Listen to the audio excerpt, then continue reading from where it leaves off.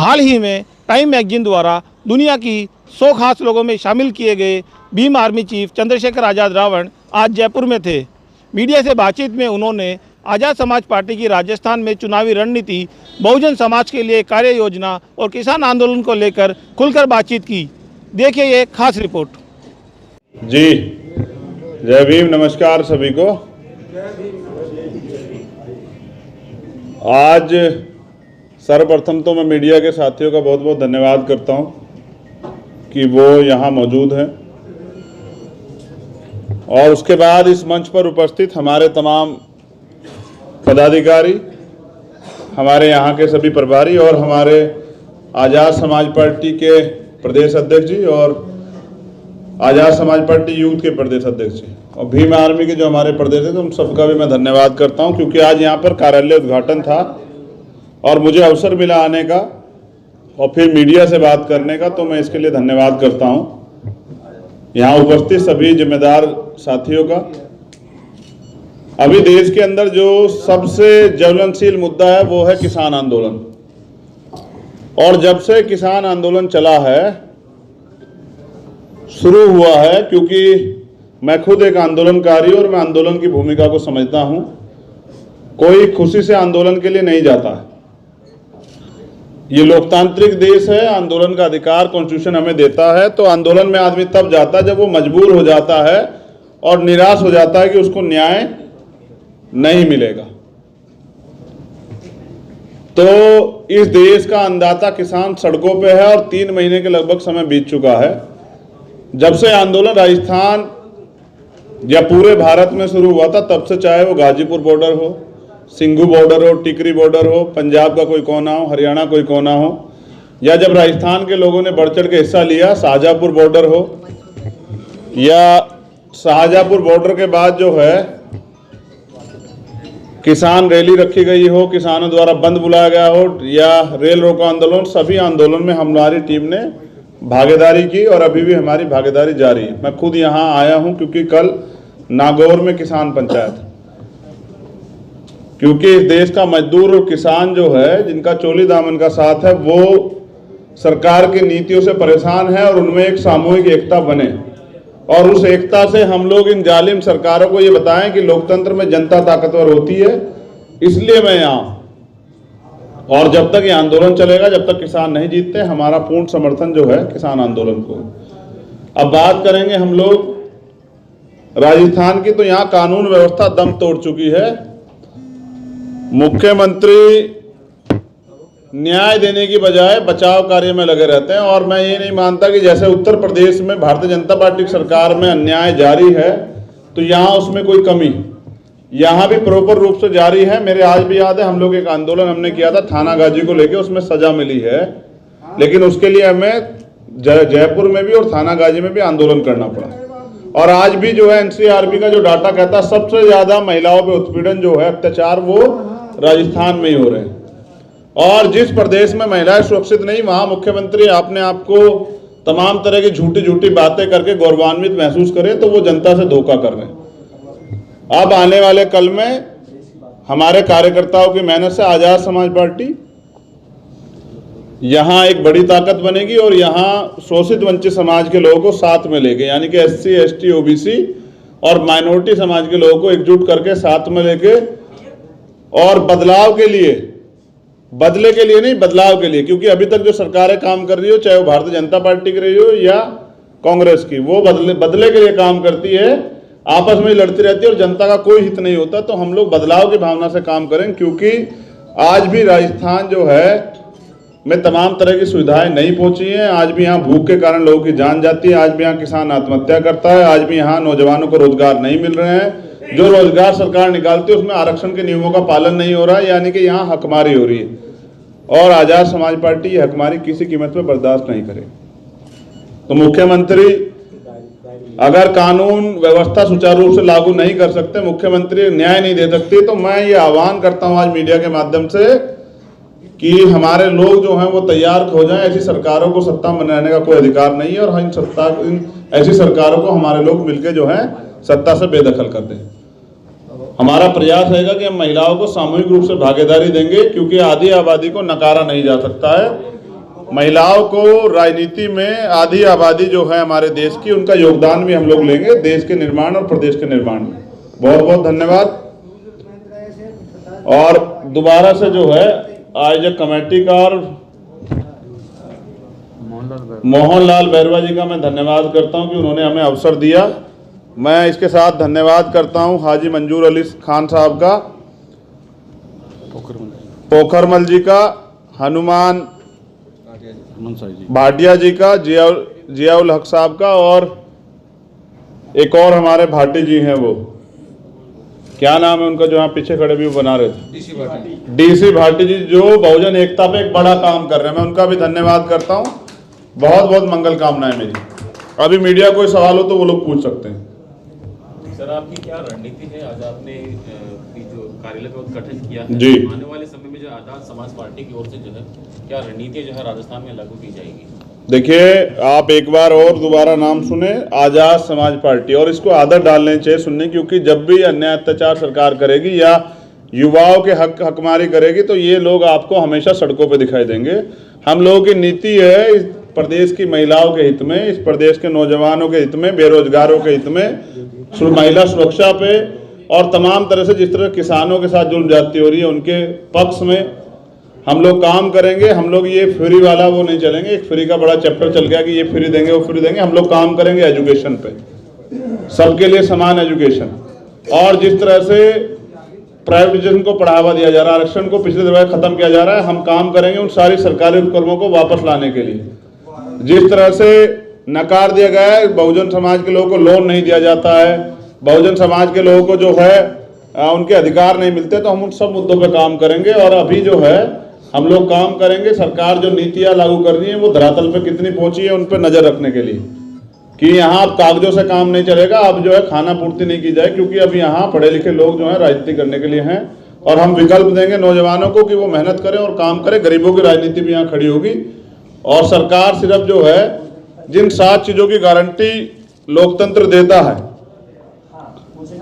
रोटी, कपड़ा, मकान, चिकित्सा, शिक्षा, सुरक्षा, रोजगार, ये 7 गारंटी जो हैं हम लोग देंगे प्रदेश के हर व्यक्ति को। राजस्थान में हम लोग तीसरा विकल्प देंगे, ताकि भाजपा और कांग्रेस से प्रदेश की जनता को छुटकारा मिले।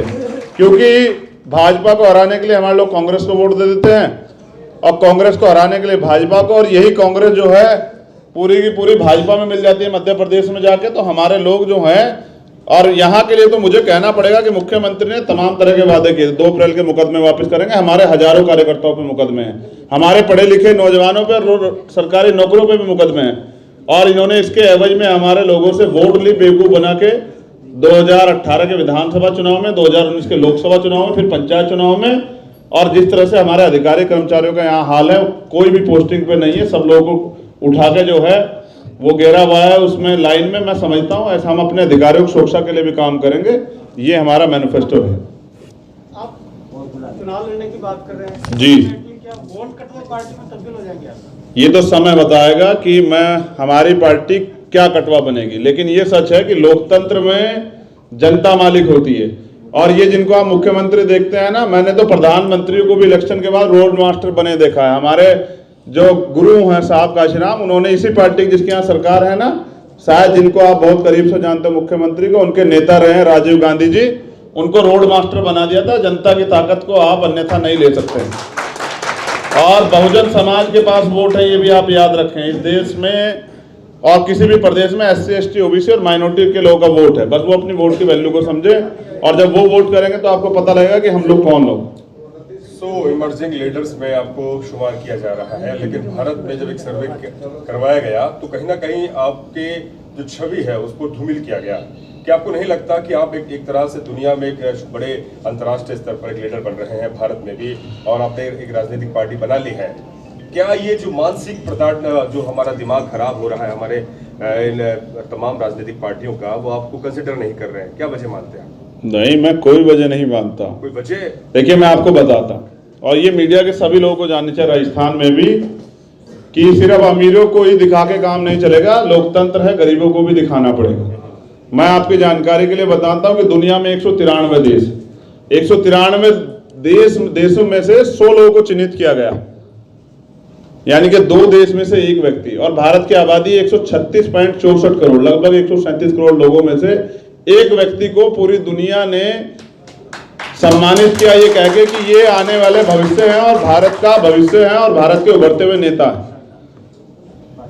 मुझे कोई तकलीफ नहीं जो लोग आलोचना कर रहे हैं मुझ पे, उनको मैं सराहना करता हूं कि आज उनके कैमरे में हम आए तो सही। जिन लोगों को सदियों से नकार के रखा गया और जिनके अधिकार छीन के रखे गए, जिनको जो है नीची जाति का कह के प्रताड़ित किया गया, आज वो लोग पूरी दुनिया में अपनी पहचान बना रहे हैं। तो ये हमारे लिए गर्व का विषय है। बस मेरे लिए चैलेंज है कि मैं उस चैलेंज को स्वीकार करता हूं जो टाइम्स ने मुझे दिया है, और मैं कामयाब हो गए। मेरी कामयाबी, हमारी साझा कामयाबी, हमारे प्रत्येक व्यक्ति की जो गांव में निवास करता है, जिसके सर पे छत नहीं है, जिसके पेट में रोटी नहीं है, जिसके तन पे कपड़ा नहीं है, उन सब लोगों की सुरक्षा, उनके अधिकार और उनको एक अच्छा भविष्य देना मेरी जिम्मेदारी है। और इसके लिए हम लोग सब लोग यहाँ मौजूद है और ये हम देकर दिखाएंगे। राजस्थान में लगभग 65 सीटें दलित और आदिवासी समाज की आती हैं और आगामी 2.5 साल बाद चुनाव होने वाले हैं। आपकी क्या रणनीति है? क्या जो 60-65 सीटें हैं उन पर अपनी क्या गोलबंदी रहेगी? देखिए, मेरी गोलबंदी रहेगी सभी सीटों पे। मेन क्या है ये आपको समझना पड़ेगा कि समस्या क्या होती है मूवमेंट में, कि हिस्सेदारी का एक बड़ा मामला है। जिसकी इतनी संख्या भारी उसकी इतनी हिस्सेदारी। हमारे नेता जो हैं इसमें थोड़ा सा भेदभाव करते हैं। देते वक्त, लेने के बारी आए तो सब लोग जो है ले लेते हैं, देते वक्त जो है दिक्कत करते हैं। हमें चाहिए कि हम सामूहिक नेतृत्व दें, इसलिए हम लोग जो है अपने भाईचारे को मजबूत करेंगे। SC ST की तो समस्या एक जैसी है। हम जाएंगे गांव-गांव में, उनकी परेशानियों को नोट करेंगे और मुझे लगता है कि जब हम उनके बीच में जाएंगे तभी उनकी सही परेशानी को जान पाएंगे, उस पर काम कर पाएंगे। तो हम ये भाईचारा स्थापित करेंगे और उनकी हिस्सेदारी उनको देंगे। जितनी आबादी उनकी है, आबादी के हिसाब से, जिसपे हम आरक्षण की भी मांग करते हैं, उसी आबादी के हिसाब से हम उनकी हिस्सेदारी निश्चित करेंगे, संगठन में भी और टिकटों में भी पार्टी के। और यहाँ पैसा नहीं चलेगा। हमारी सबसे बड़ी ताकत रहेगी हमारी ईमानदारी। मेहनत करने वाले व्यक्ति की मेहनत को जाया नहीं जाने दिया जाएगा, उसको मौका दिया जाएगा कि वो काम करे। चंद्रशेखर भाई, निजीकरण, लेटरल एंट्री, पेट्रोल के दाम, तमाम ऐसे मुद्दे हैं जो खासतौर पर दलित, आदिवासी जो वंचित समाज है उस पर उसके पेट पर लात पड़ रही है। आरक्षण धराशायी हो रहा है। मुझे लगता है कि यहाँ जो लोग होंगे उनके दिमाग में सवाल होगा, उस पर क्या कहेंगे आप? बस ये मेरे बहुत जिम्मेदारी का सवाल है और इस पे नौजवानों को मुझे सुनना चाहिए हमारे सीनियर जो लोगों को भी। सरकारी स्कूलों की स्थिति खराब है जी, ये करी गई है कि बुनियाद कमजोर हो जाए। हम करेंगे एक मजबूत बुनियाद का निर्माण, समान शिक्षा लागू करके। यहाँ मैं यही आपको बताना चाह रहा था। अभी एक सज्जन पूछ रहे थे कि आप कौन सी पार्टी बनेंगे। लोकतंत्र में सत्ता से ज्यादा महत्व होता है विपक्ष का, और आज विपक्ष सत्ता के सामने जो है घुटने टेक चुका है। हम विपक्ष बनेंगे और जहां सरकारें भी हैं हम उनको मजबूर कर देंगे कि वो तानाशाही ना करें, और वो ये याद रखे कि जनता मालिक होती है। और जिस दिन हम लोग सत्ता में आएंगे तो हर एक गरीब को लगेगा कि उनकी अपनी पार्टी सत्ता में है और उनके मुद्दों पे काम होगा। क्योंकि अगर अमीर गरीबों के बारे में सोचते तो इस देश में गरीबत नहीं रहती। आज भी लोग रोटी के लिए मोहताज है और ये खत्म होगा। किसान आंदोलन लगभग 6 महीने से चल रहा है। दिल्ली के आसपास लगभग 3 महीने हो चुके हैं। मैं भी गया हूँ, आप भी जाते हैं। सरकार और राष्ट्रपति का अभिभाषण जो कृषि कानून की महिमा मंडन कर रहे हैं, तो आपको नहीं लगता कि सरकार इस बिल को वापस लेने के बिल्कुल ही उसमें नहीं है? वहीं और किसान कह रहे हैं कि हम डटे रहेंगे जब तक ये किसान बिल वापस नहीं होगा। आपका क्या स्टैंड है? आपको क्या लगता है सरकार किसकी है? और आपको नहीं जानकारी तो बताता हूँ, पूंजीपतियों की सरकार है। अगर पूंजीपति अपने मालिक के एजेंडे पे काम नहीं करेंगे तो क्या आपके और मेरे एजेंडे पे काम करेगी? 2 अप्रैल का आंदोलन हमने देखा है, वापस लिया है। मैं क्या कह रहा हूँ, नहीं ये भी हो जाएगा, लेकिन इसके लिए टोकन मनी जो है पूंजीपतियों से पहले सरकार के पास आ गई है, इसलिए नहीं हो पा रहा। लेकिन ये होगा, तब होगा जब इस आंदोलन में सामूहिक रूप से वंचित वर्ग के लोग भी जुड़ जाएंगे। और मैं इसलिए आया हूँ कि वंचित वर्ग के लोग इस आंदोलन से जुड़ जाएं और सत्ता को बताएं कि आंदोलन में कितनी ताकत होती है। ये देश भी तो आंदोलन से लगभग आजाद हुआ था ना, आपके अगर याद हो। पहला प्रधानमंत्री जब बना तो कोई चुनाव नहीं हुआ था देश के अंदर, पावर ट्रांसफर हुई थी और पंडित जवाहरलाल नेहरू प्रधानमंत्री बने थे। तो ये लोकतंत्र है, जनता तय करेगी कि देश के भविष्य के लिए वो दोबारा से जो है सड़कों पे है और वो भविष्य सुनिश्चित करेगी। धन्यवाद। एक सवाल बहुत अच्छा सोशल जस्टिस पर। चंद्रशेखर भाई, सोशल जस्टिस, सामाजिक न्याय को लेकर जो हमारे देश की तमाम राजनीतिक पार्टियां हैं उस पर लेकर उनका खुला स्टैंड नहीं है। वो दुनिया को और वोटर्स को गुमराह करती है। सामाजिक न्याय, बहुजन समाज के तमाम जो नेता है, बाबा साहब, मान्यवर काशीराम और आप जैसे तमाम नेता सामाजिक न्याय की बात करते हैं, लेकिन जो इस समय सत्ताधारी पार्टियां हैं वो उसकी बात नहीं कर रही। आप भूल रहे हैं बहुत सारे लोगों को। मैं कुछ के नाम याद दिला देता हूं, जिसमें सर छोटू राम एक बड़ा नाम है, बहुजन समाज, जिसमें चौधरी चरण सिंह एक बड़ा नाम है, और मैं याद दिला देता हूं आपको, इसमें बहुत सारे नाम है हमारे पास, जिसमें बाबू जगदेव प्रसाद कुशवाहा, जननायक कपूरी ठाकुर, जिसमें पैरियर लल्ले यादव, पैरियर रामा नायकर स्वामी, जिसमें बाबू जगदेव प्रसाद कुशवाहा मैं पहले बोल चुका हूं, लेकिन एक और बहुत जरूरी नाम, छत्रपति साहू जी महाराज, मां फातिमा शेख, राष्ट्रपिता ज्योतिबा फूले, बहुत नाम है। और मैं आपको कह रहा हूं कि ये सरकारें उनके सिद्धांतों पे कभी नहीं चलेगी, ये सिर्फ उनकी फोटो दिखा के हमारे वोट को लूटना चाहती है, और वो नहीं करते, इसलिए तो आज आजाद समाज पार्टी मैदान में है। और ये आजाद समाज पार्टी आजाद है तमाम तरह के पाखंडवाद से, गुलामी से, और ये कुछ करके दिखाएगी। और आप देखिए आजाद समाज पार्टी आने वाले कल में दुनिया में अपना नाम रोशन करेगी। धन्यवाद। बसपा के साथ आपका कोई कॉम्बिनेशन, कोई बैठने की कोई गुंजाइश? देखिए बसपा के लोग आए, उनका स्वागत है। वैसे भी उनको चाहिए कि उनके पास एनर्जी की कमी, और उनके लोग भाग जाते हैं। आपने देखा उनके यहाँ से 6 विधायक भाग जाते हैं दूसरी पार्टियों में। आपको पूछना चाहिए उनके साथ ऐसा क्यों होता है। लेकिन हमारे लोग नहीं भागेंगे, क्योंकि हमारे लोग बिकाऊ नहीं है, हम टिकाऊ लोग हैं, और वो नोट नहीं बना जो हमें खरीद ले। इसलिए हमारे कार्यकर्ता साबित करेंगे कि वो समाज के प्रति ईमानदार। सत्ता प्राप्ति से पहले इस प्रकार की बहुत सी बातें होती है, लेकिन सत्ता में आने के बाद में बातें चेंज हो जाती है, ऐसा क्यों है? देखिए जिनकी हुई हो आप उनसे सवाल करें, और मैंने आज तक जो किया है ना, वो मेरे काम से मेरी पहचान। वो आपकी सरकार है। अगर हाँ ये अगर आपकी बात फलेगी तो आप देखिए हमारी कथनी करनी में फर्क नहीं है, और इसलिए हमारी पहचान है। बिना सत्ता के भी जो है, यही विश्वास मोदी जी के ऊपर भी किया था लोगों ने कि मुझे वोट दीजिए, मैं 2 बार किया है, उनको मुख्यमंत्री बनाया।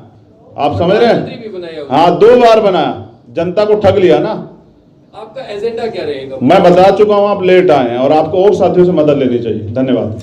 पार्टी विद डिफरेंस की बात आप कर रहे हैं, मैं चंद्रशेखर भाई आपसे पूछना चाह रहा हूं, जैसे कि आपने कहा कि मैं 1 to 1 नहीं कर रहा हूं, मैं बहुत सारे सवालों का आपका जवाब दे, और किसी का सवाल हो तो बताइए। दलित मूवमेंट को लेकर गरीबों की आवाज उठाने के लिए बहुत सारे पार्टियां, राजनीतिक पार्टियां भी हैं, जिसमें मैं 1-2 का नाम, जैसे विजय मानकर ने भी अपनी पार्टी रिपब्लिक भी है, आप भी आगे बीएसपी है, ये तमाम जो पार्टियां हैं, कभी सोचा है, बैठा है कि इनको एक फ्रंट या एक वो मंच पर लाए? मैंने प्रयास किया था, अगर याद हो, आपने देखा हो करीब से, मैंने लेटर भी लिखा, मैंने फोन भी किए, मैंने अपनी तरफ सारे प्रयास किए। लेकिन मैं आपको ये भी बताना चाहता हूं कि अब जनता के पास विकल्प है, और ये आप भी जाने कि पहले मजबूरी थी, लोगों को वोट देना पड़ता, ना चाहते भी। उस व्यक्ति को भी अगर टिकट दे दिया जिसने हमारे लोगों का शोषण किया, हमारी बहनों का रेप किया, उनको भी टिकट दे दिया जाता था, तो हमें वोट देनी पड़ती थी। आज जनता के पास विकल्प है, जो अच्छा काम करे, उनके मुद्दों पर काम करे, उनके लड़े, जनता उसे चूज करें। अब आप देखिए स्वर्णों की भी तो कितनी सारी पार्टियां हैं, बीजेपी उनकी है, कांग्रेस उनकी है, लेफ्ट उनकी है, आम आदमी पार्टी उनकी है,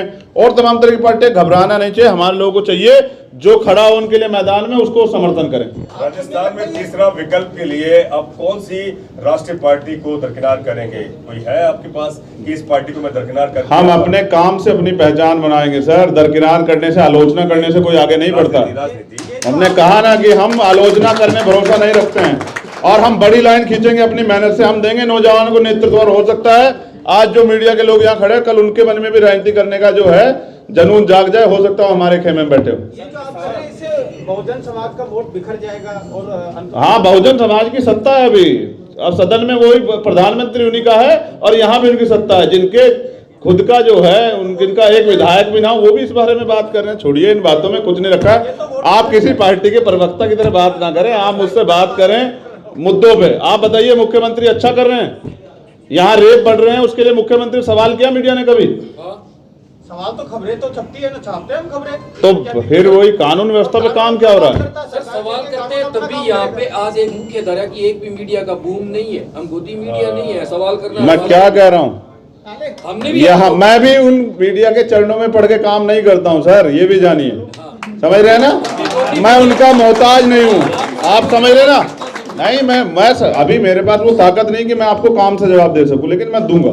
और मैं इसलिए आपको बता रहा हूं कि मैं उनकी, हाँ बिल्कुल, जब मेरा वक्त आएगा, विश्वास कीजिए कि आप तारीफ ही कर रहे होंगे। दूसरी बात, मैं उन मीडिया को जो है ना, मैं क्या कह रहा हूँ, नहीं गोदी में बिठाता भी नहीं हूं मैं, मेरे पे बहुत काम है। मैं आपको क्या बता रहा हूं, मैं आपसे ये कह रहा हूं कि काम आदमी का पैमाना होता है, लेकिन वो जो नेशनल मीडिया जिसकी बात आप कर रहे हैं ना, मैं उनके लिए जो है उनका मोहताज नहीं हूँ। मुझे अपनी बात करने के लिए मेरे पास सोशल मीडिया प्लेटफार्म है, या आप जैसे भाई हैं जो ईमानदार से अपना काम कर रहे हैं, और मेरे लिए यही बहुत है। बहुत धन्यवाद। सर, किसानों को कभी पाकिस्तानी ये राजस्थान है सर, यूपी की बात यूपी के लोगों को बता देंगे। किसानों को पाकिस्तानी का खालिस्तानी बोला जाता है, उसके बारे में आपका क्या स्टैंड है? देखिए, सरकार के खिलाफ खड़े होना, आवाज उठाना, सवाल करना और अपने अधिकार मांगना, यही इस देश में गुनाह। जब आप सरकार से सवाल करते हैं तब वो धर्म और राष्ट्रवाद का चोला ओढ़ लेते हैं, और वो फिर बताते हैं आपको आतंकवादी, खालिस्तानी, नक्सली और तमाम तरह की चीजें।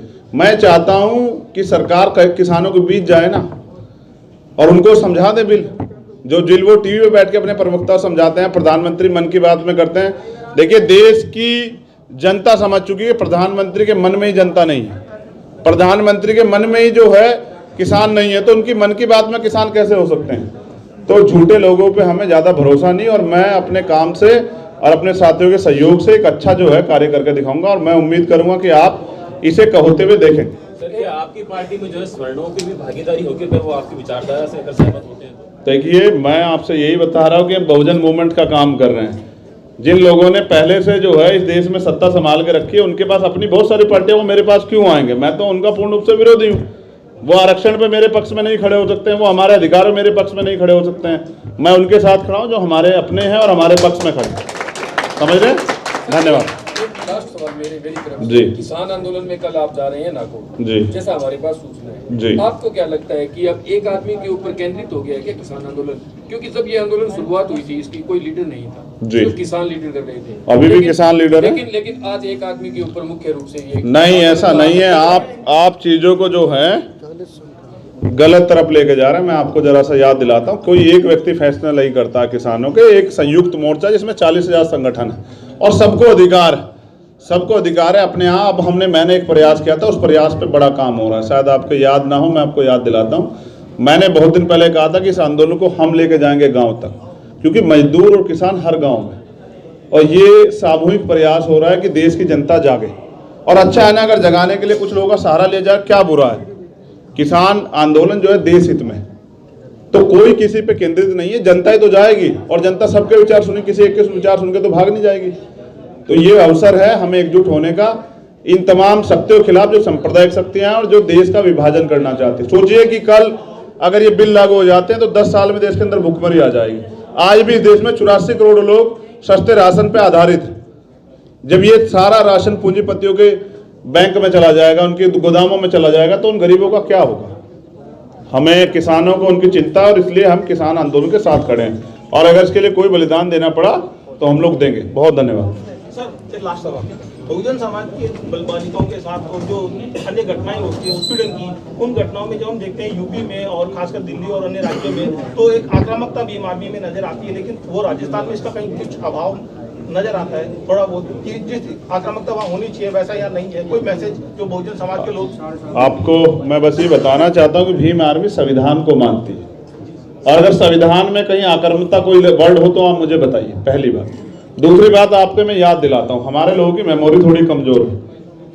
कहते हैं ना, बादाम खाने से अकल नहीं आती, ठोकर खाने से अकल आती है। थाना गाजी में एक मामला हुआ था, अगर आपको याद है, और मैं खुद आया था आंदोलन करने, और पूरी आक्रामकता से हमने यहाँ जयपुर में आंदोलन किया था। मुख्यमंत्री को जाना पड़ा था, मुख्यमंत्री को छोड़िए, कांग्रेस के सीनियर लीडर आए थे, उस परिवार को नौकरी देनी पड़ी। और अभी कुछ दिन पहले जब यूपी में हाथरस हम लोग लड़ रहे थे, तो थाना गाजी के अपराधियों को सजा हुई, आजीवन सजा। पहली बार मैं चूरू भी आया था, अगर आपको याद हो, तो इसी सरकार में, ये जो कांग्रेस की सरकार है, 8 पुलिसकर्मियों द्वारा एक बहन के ऊपर अत्याचार किया गया था।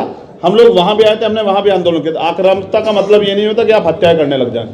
भीम आर्मी के लोग अपना काम करते हैं, और भीम आर्मी को आप उनके काम से जानते हैं।